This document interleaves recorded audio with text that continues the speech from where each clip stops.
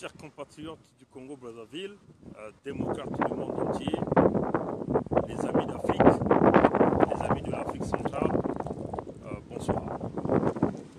Et nous sommes bien aujourd'hui, le 25 avril 2017, à Toronto, au Canada. Chers amis du Congo-Brazzaville, comme vous le savez, le Congo-Brazzaville est énormément attaché à la France. Et que nous savons que tout changement politique en France peut certainement apporter un grand changement au niveau du Congo-Brazzaville ou peut aussi apporter beaucoup de malheur dans notre pays, le Congo-Brazzaville. Mais avant de rentrer dans le vif de notre sujet, j'aimerais tout d'abord donner un petit conseil aux deux candidats finalistes à l'élection présidentielle en France, notamment à M. Macron et Mme Le Pen. À M. Macron, tous les sondages vous montrent certainement gagnant. Et vous allez certainement prôner le changement. Mais nous avions une petite inquiétude dans le changement que tout le monde est en train d'attendre, si et seulement si M. Macron venait être élu président de la République de France dans quelques jours. Vous voyez ?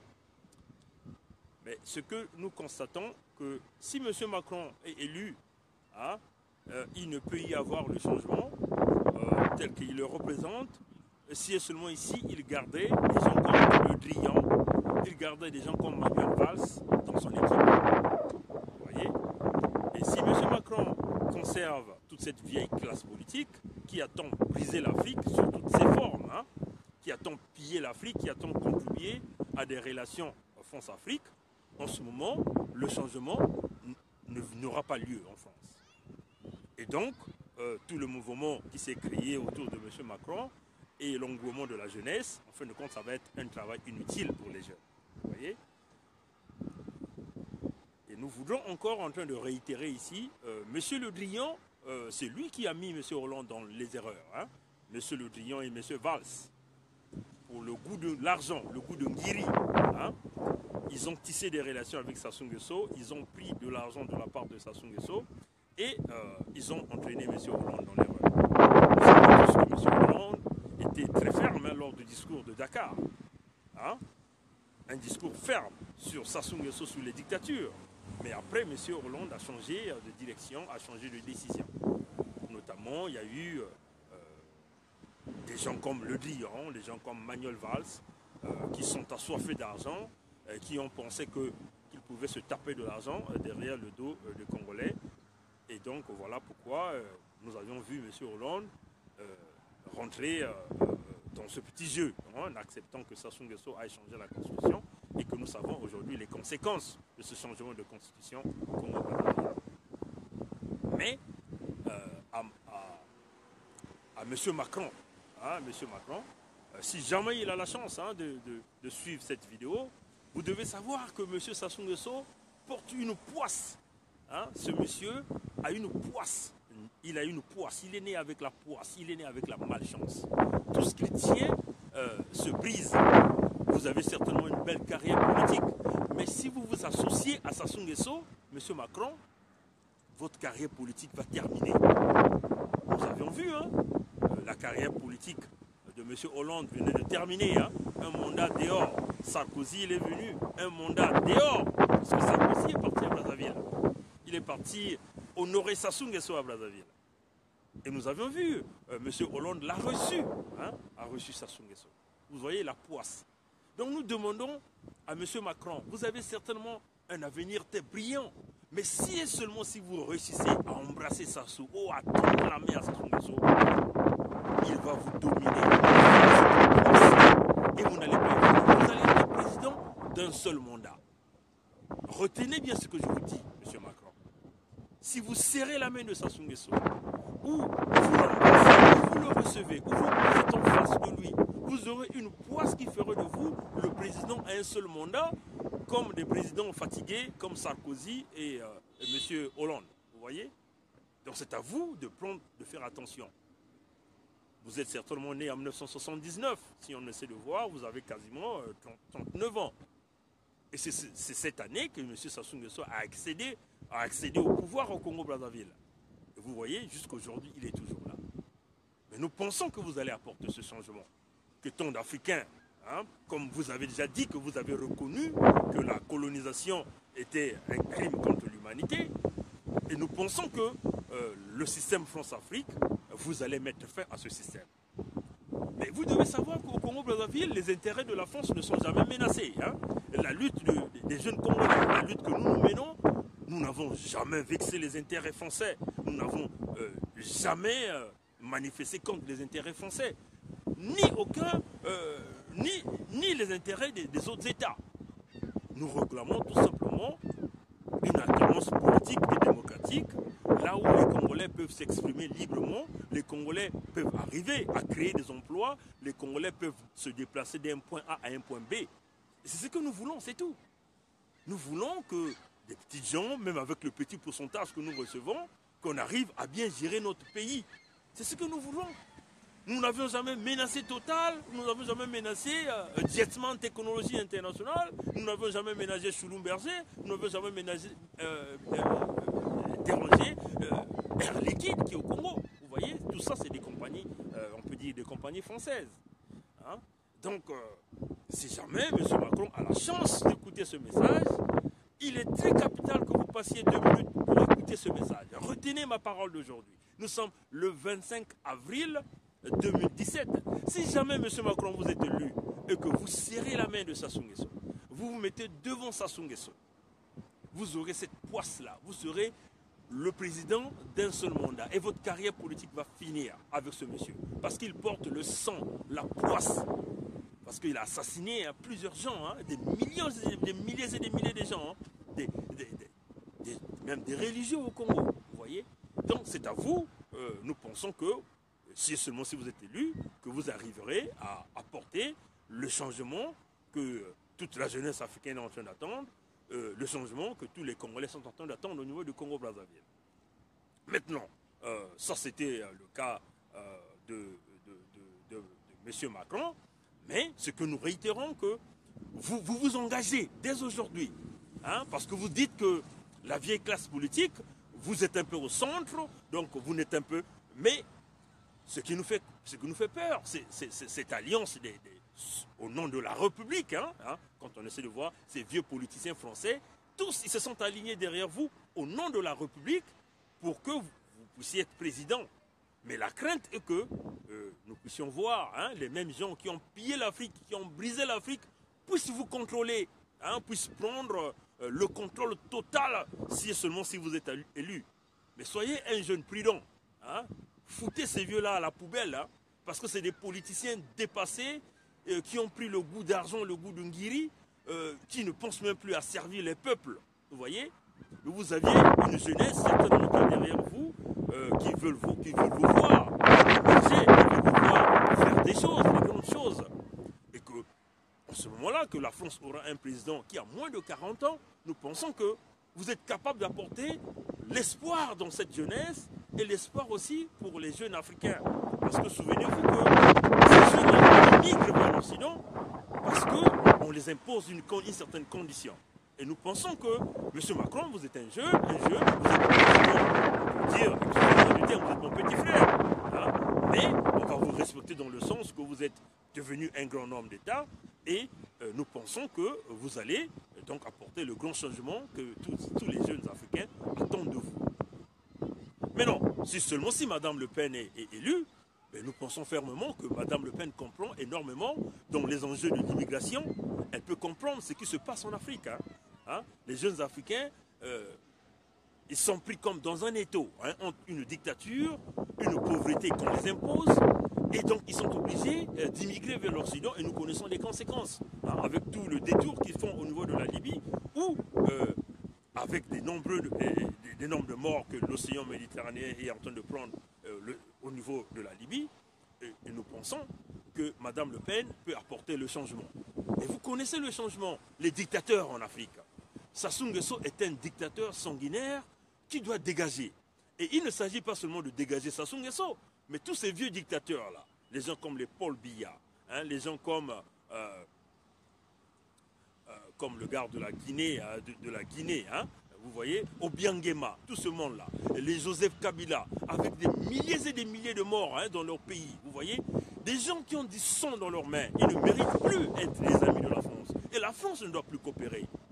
Les jeunes Africains n'ont jamais menacé les intérêts de la France, madame. Donc nous comprenons qu'aujourd'hui, l'élection de la France, ça doit être l'espoir pour nous, les jeunes Africains, et pour tout un peuple, pour les jeunes Français comme pour les jeunes. Pourquoi nous parlons de ça? Parce qu'il faut qu'on se le dise, c'est une vérité. Les pays francophones africains sont sous la France au niveau des Nations Unies. Aucune résolution ne peut passer au niveau des pays africains si seulement si la France n'approuve pas. Et ça, c'est la réalité. Et ça, ça doit être connu de tout le monde. Ce n'est pas une façon de vous plater, mais ça, c'est la réalité. C'est comme ça que les décideurs de ce monde ont voulu faire. Les pays anglophones sont derrière les États-Unis ou derrière l'Angleterre.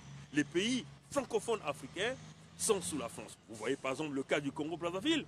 Nous avions poussé fort pour qu'il y ait une résolution, pour qu'il y ait des casques bleus qui soient envoyés au Congo-Brazzaville. Le Canada a émis l'engouement d'envoyer un certain nombre de casques bleus au niveau de l'Afrique, mais il y a encore des discussions qui se passent. On parle peut-être du Mali, on parle peut-être de la République démocratique du Congo, mais nous avions fait des requêtes qu'on puisse aussi envoyer des soldats canadiens comme les casques bleus en République du Congo. Mais cela ne peut se faire que si qu'il y ait une résolution au niveau des Nations Unies. Mais or, nous savons que la résolution sur le Congo-Brazzaville est bloquée par la France. Donc vous comprenez? Donc Madame Le Pen, vous comprenez que le souci de ces jeunes Africains, c'est de voir le changement dans leur pays. Une véritable démocratie qui s'installe, qui va donc permettre aux jeunes, par exemple pour nous qui sommes dans la diaspora, de pouvoir investir dans nos pays, de pouvoir créer de l'emploi pour que ces jeunes-là ne puissent plus prendre le chemin de la Méditerranée pour se rendre en Occident. Et présentement, nous ne pouvons pas investir. On nous interdit même d'aller chez nous. Parce que nous critiquons, parce que nous dénonçons. Nous sommes devenus les ennemis dans nos pays. Nos têtes sont mises à prix dans nos pays. Aujourd'hui, si moi je partais au Congo-Brazzaville, mais bien, depuis l'aéroport, je serais porté disparu. Vous voyez? Mais c'est ce changement que nous voulons que vous apportez si jamais vous êtes élu. Pensez à cette jeunesse africaine, pensez au changement. Maintenant, à nos amis africains, à nos amis qui sont au Congo-Brazzaville, plus particulièrement au Congo-Brazzaville, peut-être en République démocratique et au Gabon, vous devez savoir la jeunesse. La résistance, c'est aussi votre devoir. Parce que depuis que nous sommes dans la diaspora, nous avions commencé à mener ce mouvement, vous êtes dans la tranquillité totale. Mais par contre, on vous voit dans des petits Nganda, toujours dans la bière. Mais la bière n'est pas la solution, chers compatriotes, chers amis, chers jeunes. Pensez à l'avenir de demain. Au Congo-Brazzaville, par exemple, on est en train d'organiser une élection législative où les députés sont déjà connus d'office. Les députés sont nommés par Sassou Nguesso et une mascarade. Nous sommes déjà en train de voir plusieurs jeunes courir derrière un certain nombre de candidats. Mais c'est ce qui est regrettable. Parce que c'est Sassou Nguesso qui a échoué, qui a eu 8% de voix, qui a triché pendant une élection présidentielle et qui va vouloir organiser les élections législatives et que vous, les jeunes, vous êtes derrière, voyez-vous qu'il y a une transparence, il n'y en aura pas de transparence. Vous voyez? Donc, c'est aussi à vous, la jeunesse d'Afrique, de comprendre que vous devez bouger sur vos lignes. Le travail que nous faisons dans la diaspora est un travail énorme, et c'est un travail de mobilisation, de sensibilisation. Mais c'est aussi à vous de bouger. C'est aussi à vous de commencer à comprendre que si vous ne bougez pas sur vos lignes, rien ne va changer. Rien ne va changer. Mais néanmoins, nous continuons la lutte et nous croyons que le changement politique en France, comme d'ailleurs le changement politique aux États-Unis, parce que ça a été très apprécié, nous avions personnellement, j'ai apprécié le changement politique aux États-Unis, parce que ce n'est pas une façon de dire que le président Barack Obama n'a rien fait. Mais moi, personnellement, ce que j'ai constaté, le 8 ans de pouvoir du président Barack Obama a été un fiasco pour l'Afrique. Monsieur Obama est venu au sommet de l'Union africaine, il a fait un grand discours, une grande pompe. Mais ce que moi j'ai retenu, c'est qu'il a niqué les gens, il nous a niqué les jeunes, il nous a craché au visage. En nous disant, mais voilà, vous vous plaignez pour vos dirigeants et vous n'avancez pas. Vous n'avancez pas. Comment on va avancer pouvez avancer. Quand les jeunes se manifestent, la dictature, elle est féroce. On tire à bout portant sur des jeunes qui manifestent leur mécontentement dans les rues. Il faut dire, c'est des jeunes qui font des manifestations pacifiques avec des menus non armés. Ils ne sont jamais armés. Vous voyez? Mais on leur sort un arsenal militaire, une répression forte. Mais comment pouvez-vous comprendre que ces dictateurs-là sont demeurés pendant les 8 ans de pouvoir du président Barack Obama et l'Afrique n'a jamais bougé? Et c'est sur ce point que moi je dis que les politiques du président Obama a échoué pour l'Afrique. Ce que nous avons noté, c'est que il a invité ces mêmes dictateurs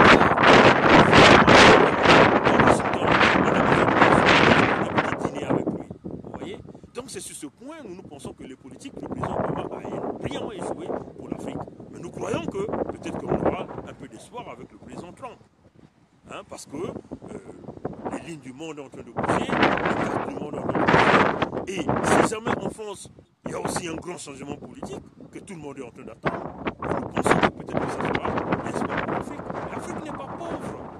L'Afrique est très riche. Vous voyez? Imaginez un peu ce que nous avons dans nos téléphones intelligents, dans nos appareils électroniques. 99% du métal vient du continent africain. Donc ça prouve qu'il y a des potentialités économiques, il y a des potentialités énergétiques, il y a des potentialités pour pouvoir créer de la richesse et pouvoir créer des emplois pour les Africains. Mais cela, pour que ça arrive, il faut qu'il y ait déjà une certaine volonté politique. Et donc, cette volonté politique ne peut pas arriver avec cette vieille classe politique. Parce que tout ce qu'ils savent, c'est assassiner, tout ce qu'ils savent, c'est détruire, tout ce qu'ils savent, c'est tuer. Vous voyez? Donc, le changement que la jeunesse attend en Afrique, ça ne peut pas se faire avec cette classe politique. Il faut bien qu'il y ait un changement. Donc, il faut qu'il y ait un renouvellement de la classe politique, des gens qui vont venir avec des idées, mais pas pour autant faire la concurrence ou pour essayer de chasser les partenaires, parce que ça ne serait pas de la bonne politique. On va essayer de travailler. Il n'est pas question de dire que bon, nous allons imposer, parce que l'Afrique a connu un grand retard de technologie. Il faut bien qu'il y ait un transfert de technologie, mais pour que ce transfert arrive, il faut qu'il y ait une certaine volonté. D'ailleurs, les nouveaux leaders africains vont donc essayer par exemple, de construire des grandes universités, des grandes écoles de formation, où déjà les enfants africains vont commencer à émerger leur intelligence, vont commencer à s'ouvrir dans le monde de la technologie. Et en ce moment-là, c'est là où le transfert de la technologie peut se faire. Parce que nous allons commencer à inviter des grands professeurs, ceux qui ont la connaissance, les grands savants, qui vont commencer par exemple à venir donner des cours.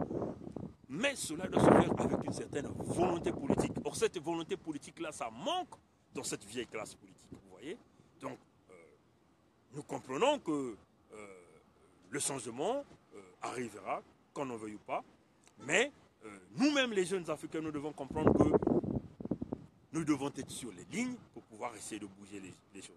Parce que si nous n'avançons pas, si nous ne sommes pas déterminés, hein, si nous suivons toujours ces petites miettes qu'on nous donne, hein, qu'on nous donne pour pouvoir supporter un homme politique, ça sera décevant. Le cas du Congo-Brazzaville, nous avions vu, l'un des fils Kolela a trahi, hein, vous voyez. Mais nous avions vu ces mêmes jeunes-là, ressortissants du pôle, qui sont, le pôle est en train d'être bombardé sous la complicité des Kolela. Ces mêmes jeunes-là partent acclamer Kolela, partent encourager Kolela, parce qu'il veut aller aux élections législatives, aller partager le pouvoir avec sa sous-pression. Alors, où est la conscience? C'est cette conscience-là que nous voulons réveiller. Vous voyez? Nos parents sont en train de se faire bombarder. Nous devons donc se dire, non, attendez, ce n'est pas la bonne solution. On doit s'abstenir. C'est comme ça qu'on doit réfléchir. Et ça doit être sur tous les jeunes du Congo-Brazzaville, que tu sois un jeune du sud, du nord, de l'est, de l'ouest, ça doit être dans notre morale. Parce que tant que l'ennemi Sassou qui est là ne tombera pas, toi qui es au Congo, tu n'as pas d'avenir. Ils ont tout préparé pour briser le Congo, conserver les jeunes dans un étau. L'étau que nous savons, c'est le chômage, les mauvaises conditions éducatives, il n'y a pas d'emploi, les retraités n'ont pas de pension, les étudiants n'ont pas de bourse. Tout a été fait pour te garder captif d'un certain système. Et ça, C'est un plan bien tracé par Denis Sassou Nguesso. Donc, si nous, aujourd'hui, nous ne prenons pas conscience, ça va demeurer. Et en ce moment-là, il passera le témoin à son fils, et le fils passera à un neveu, et ainsi de suite. Ça va insister, ça va continuer. C'est maintenant que nous sommes à une autre chance, là où se fait le bouleversement politique. Si nous ne saisissons pas mais nous ne savons pas, parce que nous prenons la conscience, nous savons que pour les jeunes du Congo, arrêtez de se coller là. N'allez même pas passer votre temps dans les bureaux de vote. Parce que c'est déjà une élection désignée. Les députés sont déjà désignés, sont déjà nommés par Denis Sassou Nguesso. Vous connaissez bien de quoi je parle. La preuve en est que nous avions vu à l'élection présidentielle, il a eu 8%. Il a changé les résultats pour parler d'un coup chaos. Mais aujourd'hui, nous savons où est-ce qu'il a mis le pays. Le pays est dans un chaos total. Et là, il a vouloir traquer le révérend Pasteur Ntoumi, que d'ailleurs que nous saluons en passage, que nous disons au révérend Pasteur Ntoumi, du courage et résistez fort. Si vous avez la possibilité de briser ces mercenaires de Denis Sassou Nguesso, il faut le faire. Parce que Dieu, il a mené le combat dans un chaos. L'apocalypse économique est arrivé. Malgré les milliards de dollars qu'ils ont reçus avec l'argent du peuple du Congo, ils ont tout volé. Tout un chacun d'eux a un trésor public chez eux. Tout un chacun d'eux a une banque personnelle chez eux, là où ils ont cassé l'argent du Congo. Et certains, une grande partie des quantités de l'argent du Congo sont cassées dans des paradis fiscaux. Une partie, ils sont en train de vouloir essayer de ramener pour parler d'un prêt, au nom d'un prêt. Vous voyez?